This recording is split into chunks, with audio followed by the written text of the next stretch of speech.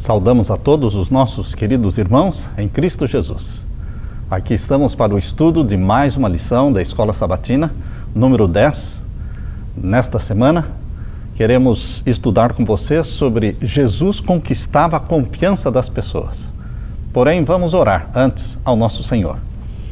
Pai querido que estás nos céus, na Tua presença aqui estamos em busca da Tua bênção, em busca da Tua luz, para entendermos o papel nosso como igreja Tua na terra. Uma igreja que foi criada para servir e para levar luz para o mundo.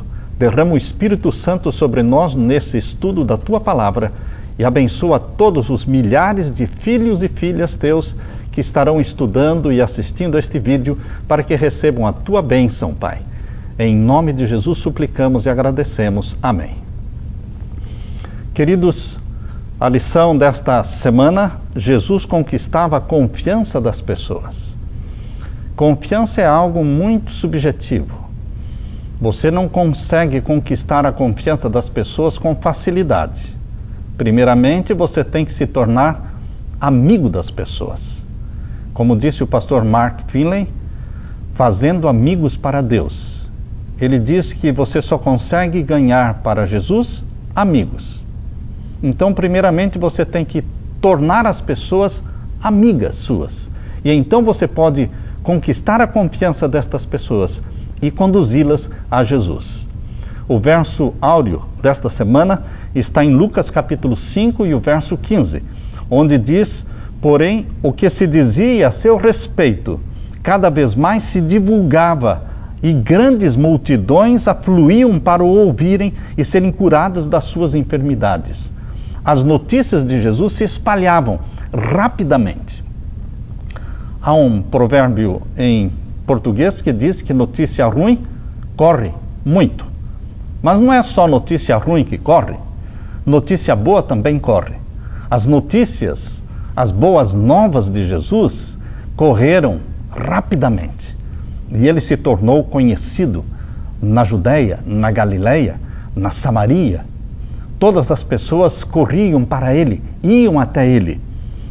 A lição desta semana introduz contando a história de uma igreja adventista numa localidade que oferecia 5 dias por semana o de jejum numa escola pública de ensino fundamental.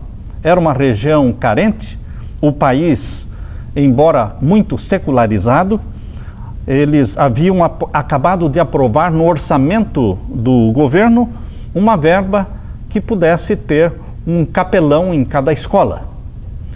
E quando eles pensaram num capelão para a escola, eles pensaram num capelão da Igreja Adventista do Sétimo Dia. Embora nós não sejamos melhores do que ninguém, mas esta Igreja Adventista estava servindo o de jejum 5 dias por semana nesta escola, em troca de nada, somente por amor, por misericórdia, por caridade. E quando eles procuravam então um capelão para a escola pública, eles pensaram que deveria ser um capelão da Igreja Adventista do Sétimo Dia. O papel do capelão seria ajudar a cuidar das necessidades físicas e emocionais e espirituais dos alunos e até da comunidade. O diretor da escola disse assim: eu aprecio o relacionamento singular e especial que temos com a sua igreja. Disse o diretor da escola para o pastor da Igreja Adventista: e eu desejaria que as outras igrejas se envolvessem com a comunidade, com a escola, tanto quanto vocês se envolvem. Quando o pastor estava saindo do prédio da escola, a representante da comunidade que trabalhava na escola agradeceu ao pastor pelos serviços que a Igreja Adventista estava prestando e ela disse se ela poderia ir num sábado assistir um culto na igreja. E o pastor sorriu e disse: você é bem-vinda. Vejam, queridos, primeiro a igreja serviu alimento em troca de nada, só por amor, por caridade. Depois escolheram como capelão da escola um pastor adventista. E depois a diretora da escola perguntou se ela podia fazer uma visita à igreja num sábado. É assim que se conquista a confiança das pessoas. Na parte de domingo, o título é Conquistando a Confiança.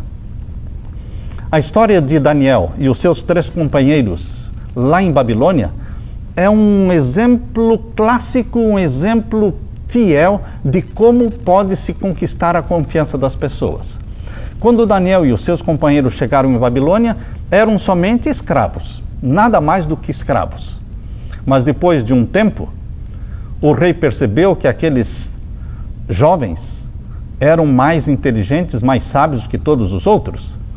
Eles começaram a se destacar e começaram a ganhar a confiança do rei, ao ponto de que no capítulo 2 de Daniel, capítulo 2, do verso 47 em diante, depois de Daniel ter interpretado o sonho que Nabucodonosor teve no capítulo 2 de Daniel, depois da interpretação, o verso 47 em diante diz assim: respondeu o rei a Daniel e disse: certamente o vosso Deus é o Deus dos deuses e o Senhor dos reis e o revelador dos segredos, pois pudeste revelar este segredo. Então o rei engrandeceu a Daniel e lhe deu muitos e grandes dons e o pôs por governador de toda a província de Babilônia, como também por principal governador de todos os sábios de Babilônia. Vejam que milagre! Um escravo recém-chegado agora conquista a confiança do rei de Babilônia. E ele constitui Daniel como um chefe, não é? Engrandeceu Daniel como governador de toda a província e também principal de todos os governadores de todos os sábios. E agora Daniel, tendo a confiança do rei, ele disse, e pediu Daniel ao rei, e constituiu sobre os negócios da província de Babilônia aos seus amigos, a Sadraque, Mesaque e Abednego. Queridos, é assim que se conquista a confiança, dando um bom e fiel testemunho. Mesmo em terra estrangeira, mesmo numa terra pagã, Daniel e os seus companheiros brilharam por Jesus. Foram estrelas brilhando no meio das trevas do paganismo. E Nabucodonosor foi salvo pela graça do nosso Senhor Jesus Cristo. Você terá a oportunidade de conhecer Nabucodonosor no céu. Sim, porque ele foi salvo. Pelo testemunho de Daniel e pelo testemunho dos seus amigos, eles conquistaram a confiança do rei. E aquele rei se tornou um resgatado, um filho de Deus, uma alma pela qual Jesus Cristo morreu e estará no céu. Louvado seja Deus por isso. Confiança, conquistar a confiança. Confiança tem o sentido negativo e o sentido positivo. O sentido negativo da palavra confiança é quando nós usamos a confiança em nós mesmos.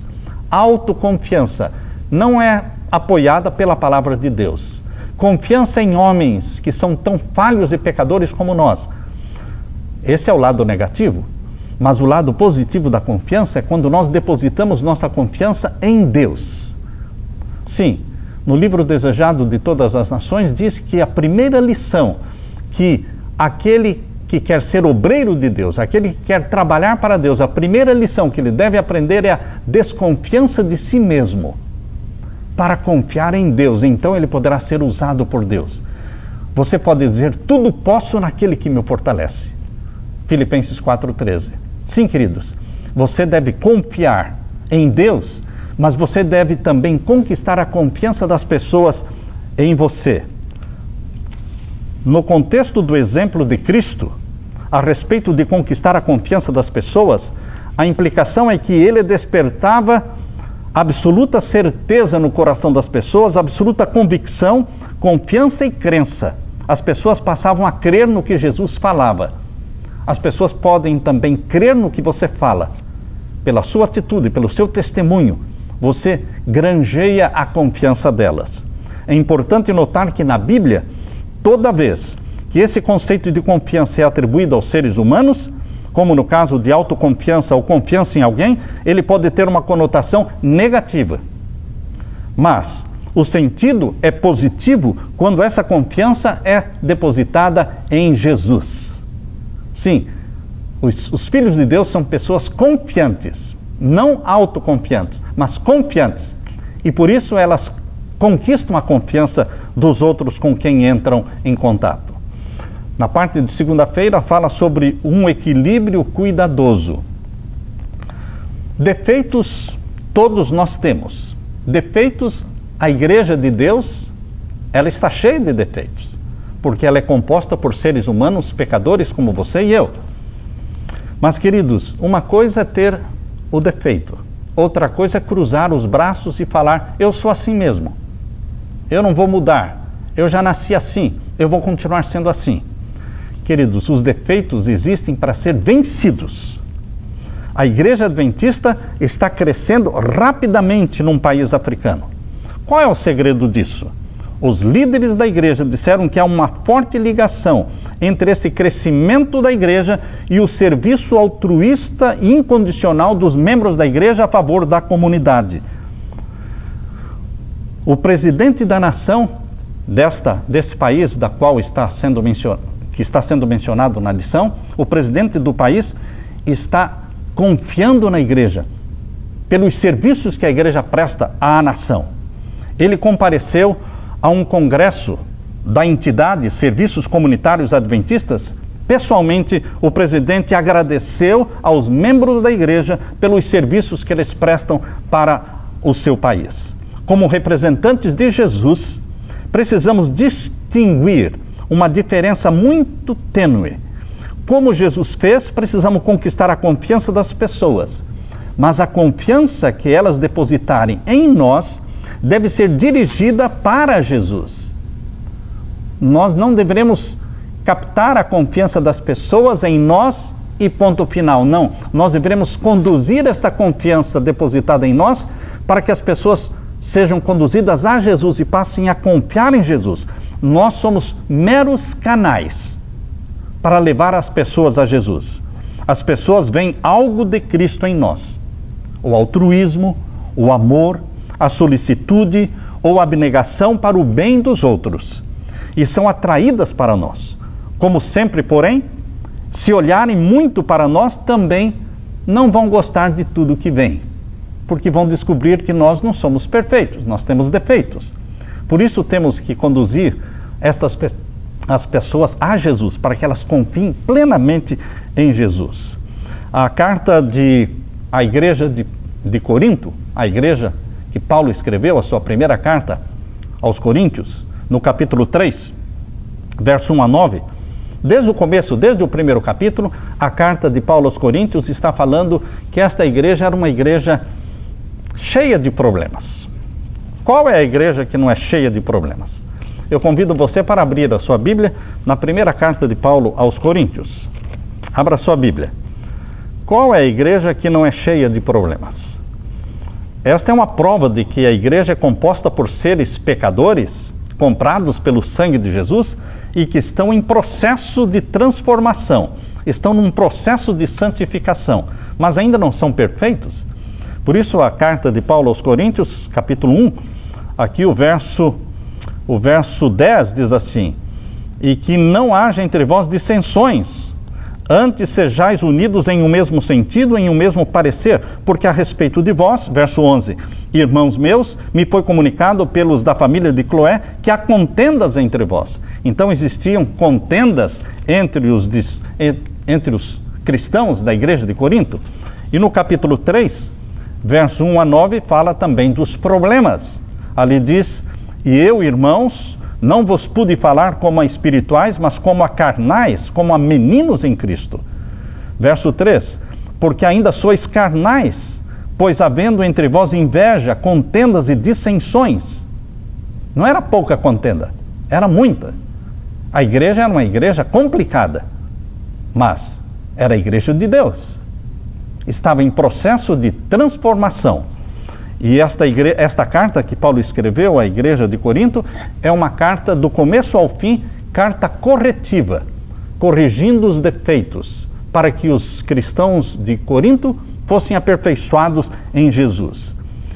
Quando eu estudo a Bíblia com as pessoas, eu faço questão de ensinar para elas de que a igreja adventista do sétimo dia não é o céu.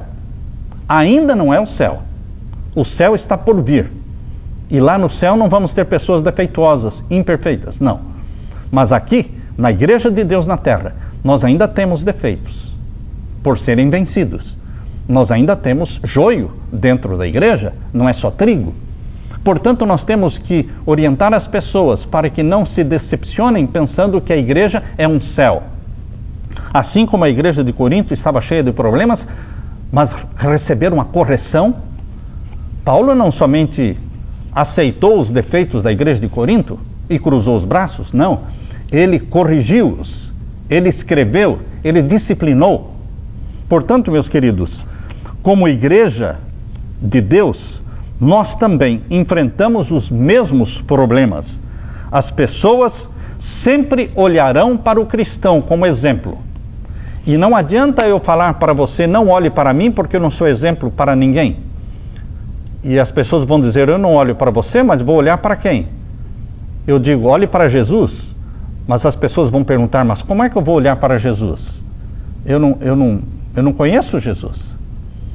Queridos, o rosto de Jesus é o seu. Seja Jesus para alguém. As pessoas olharão para você como cristão, como exemplo. Os cristãos estão dentro de uma vitrine e as pessoas ao passarem pela rua olham para esta vitrine, enxergam os cristãos e mesmo que os cristãos digam, não olhem para mim, elas continuarão olhando, porque você é o representante de Jesus na terra. Nós temos que refletir o amor de Jesus. Por isso os defeitos que temos são defeitos para serem vencidos pelo poder do Espírito Santo. Todo defeito herdado geneticamente ou cultivado pode ser vencido pelo poder do Espírito Santo. Não há razão para cruzarmos os braços dizendo, eu sou assim mesmo. A igreja de Jesus, representada aqui pela igreja de Corinto, era uma igreja cheia de problemas. Mas Paulo, ao começar no capítulo 1, ele diz aqui no capítulo 1, verso 2, a igreja de Deus que está em Corinto, aos santificados em Cristo Jesus, chamados santos, com todos que em todo lugar invocam o nome de nosso Senhor Jesus Cristo, Senhor deles e nosso. Graça e paz da parte de nosso Pai, nosso Deus e do Senhor Jesus Cristo. Mesmo com todos os problemas, Paulo chama a igreja de santos ou santificados.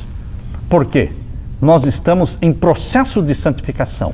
E quem está no processo da santificação, em nome de Jesus, já é olhado por Deus como santos em Jesus Cristo. Um conselheiro matrimonial estava aconselhando os casais e ele percebeu que não tinha muito sucesso. Então ele me disse, Samuel, eu comecei a aconselhar os casais que brigavam muito, tinham muitos conflitos. Eu comecei a aconselhá-los para que juntos, marido e esposa, saíssem trabalhar por outras pessoas, darem estudos bíblicos juntos, orarem com os outros casais. E isto começou a resolver os problemas, os conflitos matrimoniais. Na medida em que os casais se unem para salvar outros casais, estudar a Bíblia com outros casais e orar com estes outros casais, a tendência natural é que eles mesmos vão viver em paz e harmonia, porque vão buscar muito mais a Deus em oração.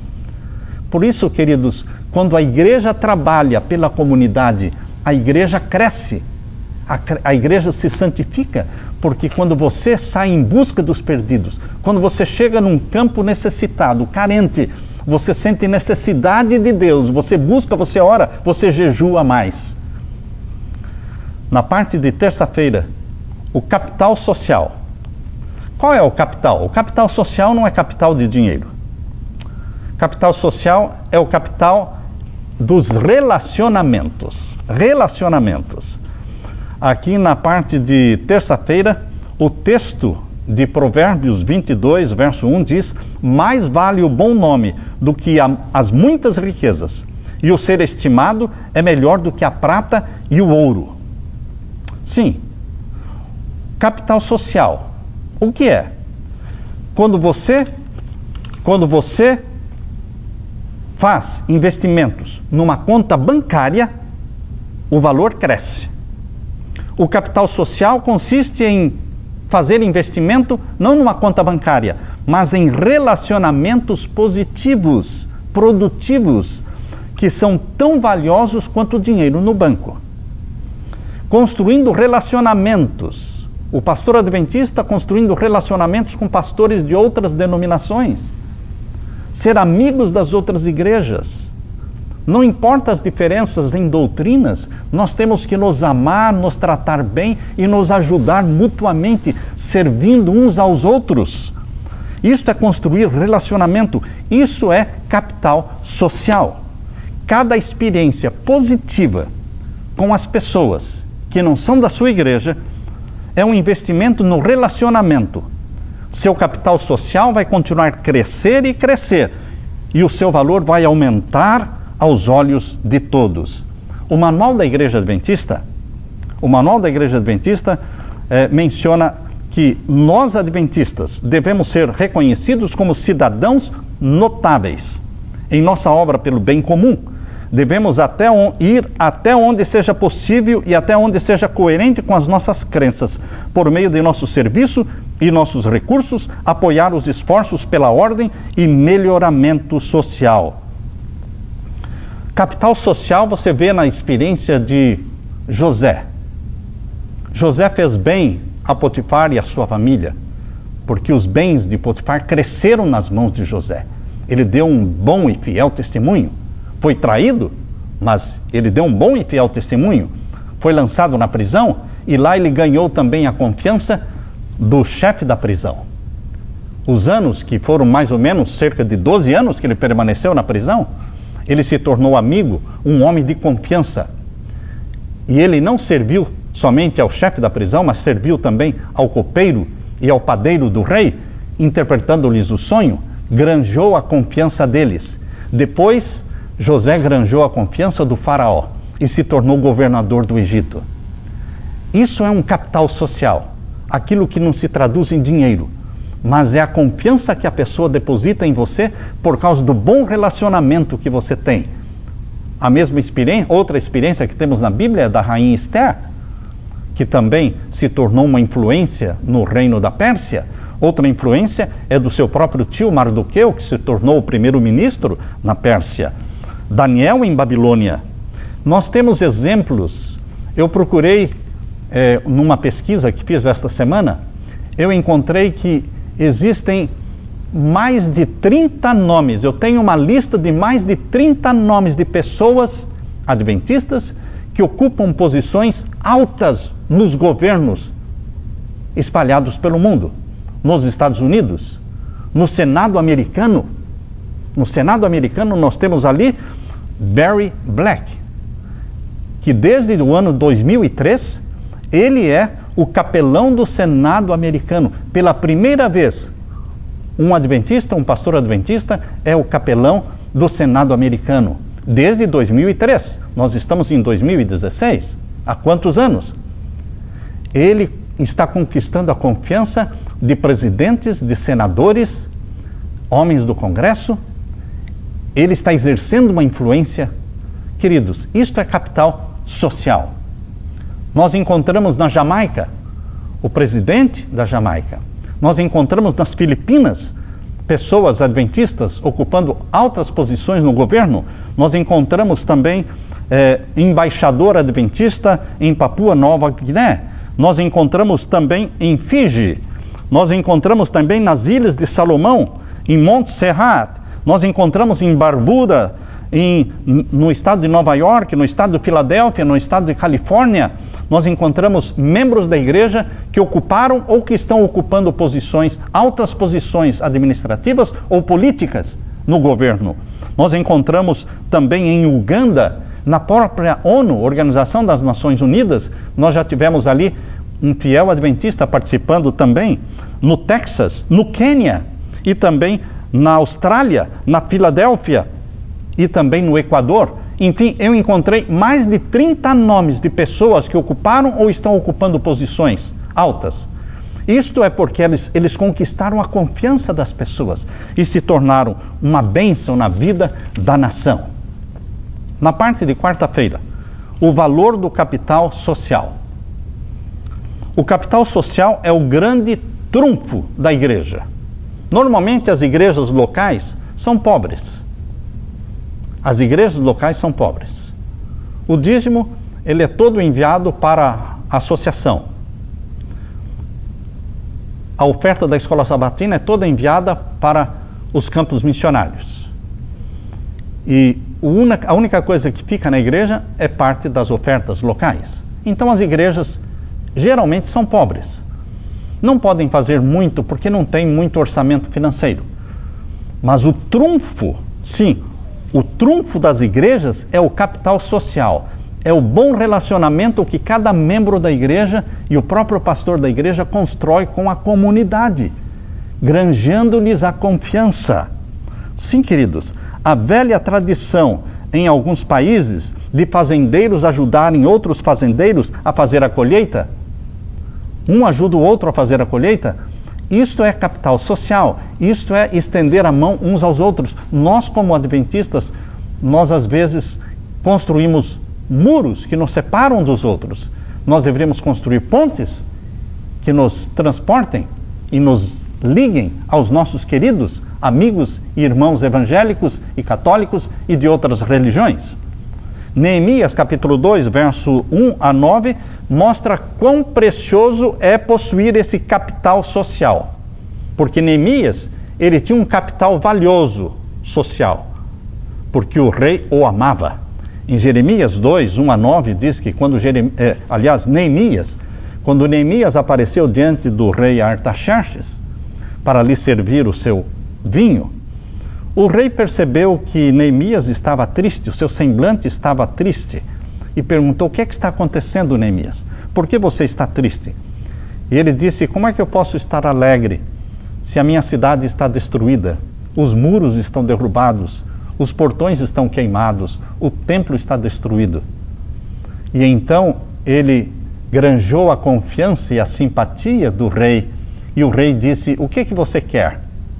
E então em Neemias, diz capítulo 2, que Neemias orou ao Senhor antes de fazer o pedido, e então depois da oração fez o pedido e recebeu todo o apoio.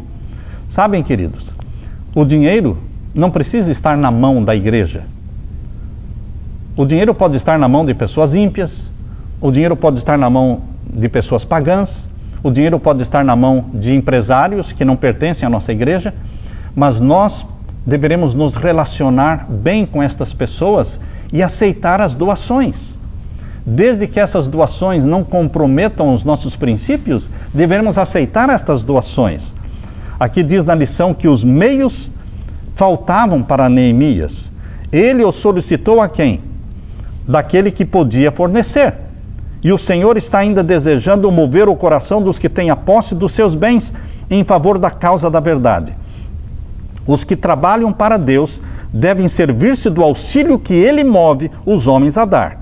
Os doadores podem não ter fé em Cristo, nem familiaridade com a sua palavra, mas suas doações não devem ser recusadas por causa disso.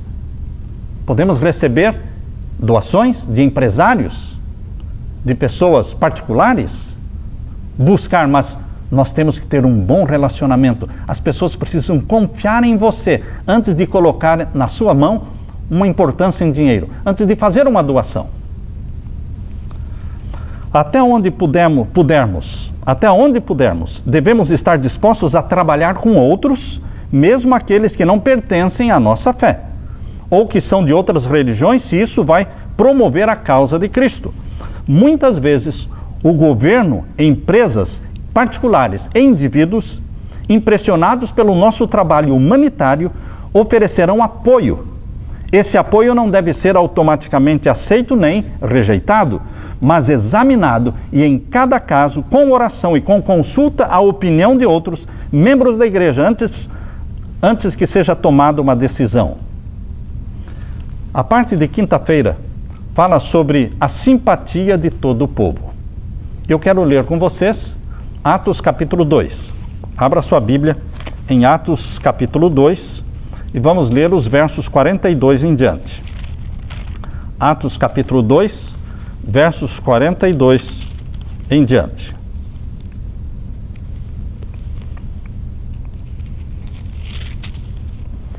Aqui lemos: E perseveravam na doutrina dos apóstolos, e na comunhão, e no partir do pão, e nas orações. E em toda a alma havia temor, e muitas maravilhas e sinais se faziam pelos apóstolos. E todos os que criam estavam juntos, e tinham tudo em comum. Vejam esta expressão, tinham tudo em comum. E vendiam suas propriedades e fazendas, e repartiam com todos, segundo cada um havia de mister. E perseverando unânimes, todos os dias no templo, e partindo o pão em casa, comiam juntos. Percebam outra vez, comiam juntos, tinham tudo em comum, com alegria e singeleza de coração, louvando a Deus e caindo na graça de todo o povo. A outra tradução diz, caindo na simpatia, ou tendo a simpatia de todo o povo, caindo na graça de todo o povo. A forma como nós amamos as pessoas, a forma como servimos as pessoas, mesmo que não sejam da nossa igreja, isso vai nos granjear a graça. Isso, vamos cair na graça da comunidade. Vamos conquistar-lhes a simpatia. A Igreja Adventista do Sétimo Dia tem sido grandemente abençoada com muita luz. Luz profética, luz doutrinária, luz na área da saúde, na área da educação, na área alimentar. Queridos, é tanta luz que nós nos assustamos, lembrando que toda esta grande luz resulta numa grande responsabilidade, porque Deus vai cobrar esta luz que Ele derramou sobre nós como igreja. Por isso nós deveremos, em nome de Jesus, partilhar essa luz com os outros. Luz é responsabilidade, devemos partilhar e devemos cair na graça da comunidade, ter a simpatia dos nossos amigos fora da nossa igreja, termos este capital social que é o relacionamento. Na verdade, a mensagem de saúde pode ser um poderoso ponto de contato que nos ajuda a alcançar a nossa comunidade. Todo bom adventista, ele estuda bastante a Bíblia e lê também os livros do Espírito de Profecia. E ali nós temos o Conselho sobre o Regime Alimentar, Conselho sobre Saúde, livro Temperança, o Ciência do Bom Viver, Medicina e Salvação, todos os livros na área de saúde. Portanto, um bom e fiel adventista, ele tem um conhecimento de como funciona o corpo humano, e ele tem um conhecimento da dieta saudável e da forma como Deus cura as pessoas usando os 8 remédios naturais. É uma bênção quando você entra nas casas, entra nos lares e você pode ministrar estas pessoas, ensiná-las a como viver uma dieta saudável, um estilo de vida saudável, de graça, para o bem delas. É isso que a Igreja Adventista tem que explorar, porque quando a Igreja Adventista surgiu, ela se tornou famosa no mundo todo exatamente por causa da mensagem de saúde. O hospital, o sanatório de Battle Creek, atendeu mais de 200 mil pacientes. Mais de 200 mil pacientes foram de todos os estados dos Estados Unidos e vieram da Rússia e vieram de outros países na Europa, e eles vinham com um destino, Battle Creek, uma cidadezinha minúscula ali em Michigan. Mas o que eles queriam nesta cidadezinha? Eles vinham para serem tratados no sanatório de Battle Creek, sanatório adventista do Sétimo Dia.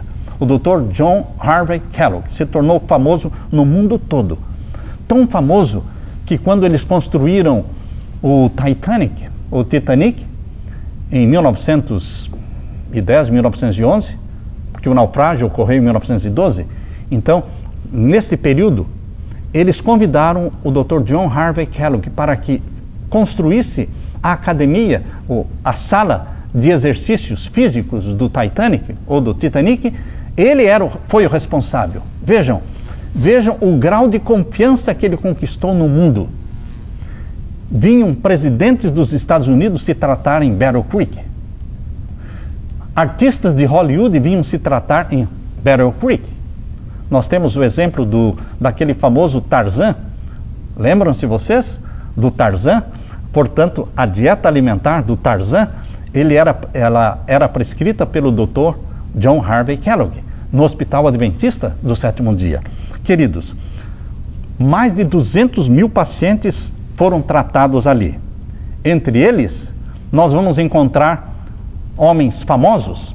Henry Ford, aquele que criou o carro. Ele se tratou no sanatório adventista. Nós temos também John Rockefeller. Ele também foi paciente no hospital adventista. Nós temos também Harvey Firestone. Você conhece essa palavra? Firestone. Você pode ver isso, é uma empresa de pneus. Isso é uma empresa mundial. Portanto, queridos, vejam como a igreja adventista pode conquistar a confiança das pessoas e servir as pessoas explorando e partilhando a luz que Deus deu a elas. J.C. Penney. Em todos os shoppings aqui nos Estados Unidos, onde você vai encontrar a loja J.C. Penney. Ele foi paciente no hospital adventista. C.W. Barrow. E também o presidente Taft. E também Thomas Alva Edison. Ele também foi paciente no hospital adventista. Você vai encontrar pessoas famosíssimas. E em todos os lares americanos e ao redor do mundo todo existe a presença adventista através da dieta alimentar. Por quê? A invenção do leite de soja veio também da igreja adventista do sétimo dia. A peanut butter, ou seja, o creme de amendoim, também veio da igreja adventista do sétimo dia. Foi uma invenção que surgiu ali no hospital adventista. Cornflakes, os cereais, esses cereais que você come, as suas granolas, enfim, isso também foi uma invenção. A igreja adventista, queridos, ela se tornou um instrumento de bênçãos para o mundo já lá na década de 1900. Infelizmente, nós perdemos muito dessa influência quando deixamos a mensagem da saúde de lado. Mas Deus quer que nós coloquemos ênfase nessa mensagem da saúde. Ellen White fala que a mensagem da saúde, ela está intimamente relacionada com a terceira mensagem angélica, é o braço direito. Nós devemos conquistar a simpatia do povo, cair na graça da comunidade, usando essa luz e partilhando essa luz. Eu quero ler para vocês, aliás, eu quero partilhar com vocês a história de Michael Chamberlain e Lindy Chamberlain. Michael Chamberlain, ele era um pastor adventista, e sua esposa.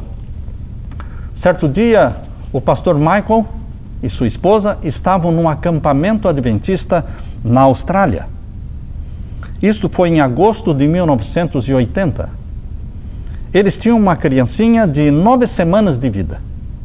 Um recém-nascido baby. 9 semanas de vida. O nome desta criança era Azaria Chamberlain.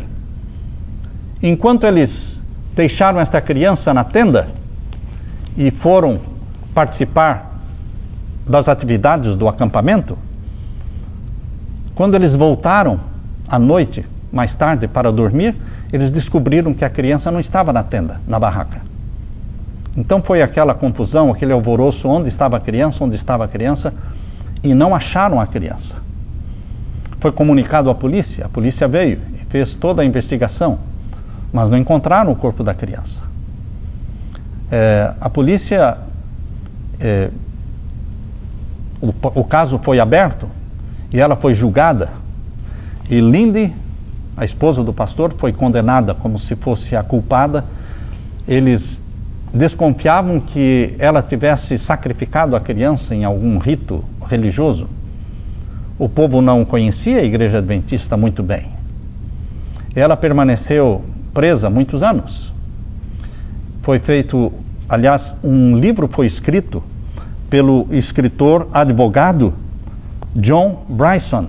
John Bryson, um advogado, escreveu o livro Anjos Maus, onde ele conta a história do desaparecimento desta criança e da condenação desta mãe.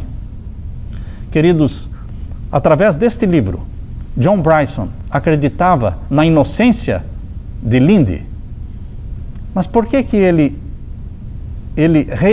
trabalhou para reabrir o caso, depois dela condenada e muitos anos na cadeia? Como ele trabalhou para reabrir o caso? Porque ele confiava na igreja adventista. Quando criança, ele foi amigo de uma família adventista que exerceu uma influência muito positiva sobre ele.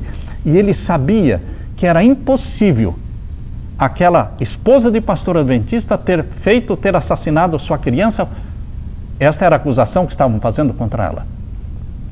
Pelo conhecimento que ele tinha da igreja adventista, ele não era um membro da igreja adventista, mas ele confiou na igreja pelo testemunho que ele teve de uma família adventista quando criança, quando menino. Por isso ele escreveu o livro Anjos Maus. Esse livro se tornou depois,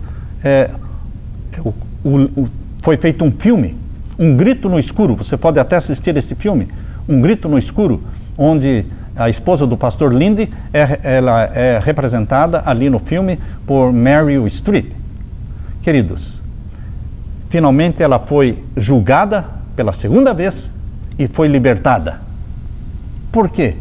Porque um homem acreditava na igreja adventista, não sendo membro da igreja, somente por causa do testemunho de uma família na sua infância, conquistou-lhe a confiança. Nós devemos conquistar a confiança das pessoas através da caridade, através da bondade, através da misericórdia, através do capital social, que é o maior trunfo da igreja, é o capital social, é o bom relacionamento que nós devemos desenvolver com a comunidade. Que Jesus faça de você uma luz a brilhar no mundo e que você granjeie a confiança das pessoas e conduza estas pessoas a Jesus para que elas confiem em Jesus Cristo, aquele Todo-Poderoso. Que Jesus Cristo, quando voltar a esta terra e nos levar para o céu, nós vamos ter muitas surpresas no céu. Vamos encontrar pessoas ali que foram conquistadas para Jesus pela tua influência. Seja um Daniel na cidade onde você mora, seja lançando luz sobre a comunidade. Que Deus te abençoe. Amém.